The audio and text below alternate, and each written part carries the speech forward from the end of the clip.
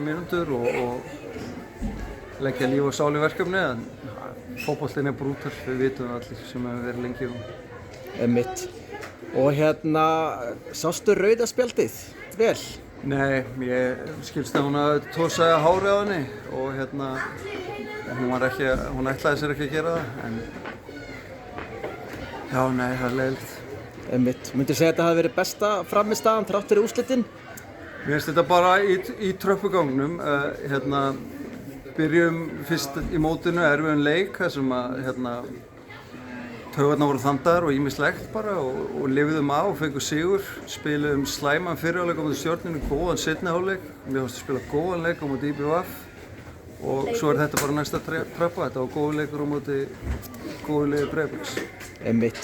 Og nú náttúrulega fekk hún Ísabella tækifæri í byrjunarliðinu, hún var ekki búin að vera meidd skilst mér. Hvernig fannst þér leikurinn hennar? Hún var bara frábær.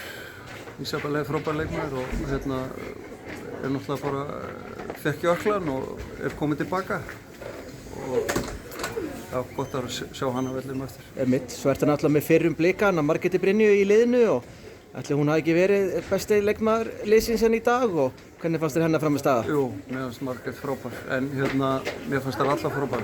Mér fannst, já, ég er bara stoltur. Ég held ég hafi sagt við leikina í svona leik eru ekkert alltaf einhverja hetjur. Við þurfum allar að vera að gefa allt í þetta og það gekk vel en því miður og það var úrslitið vond. Einmitt. Náttúrulega svekkjandi þegar náttúrulega varnarleikurinn var vel skipulagður og blikarnir náðu eiginlega ekki að skapa sér neitt fyrir alveg í lokin og svo náttúrulega endar þetta á leiðilegu sjálfsmarki. Ertu búinn að sjá það? Nei, ekki í sjónvarpinu en jú, ég sá það. Það var bara sárt mark og þær fengu trúna svona á þessum 3-4 mínútum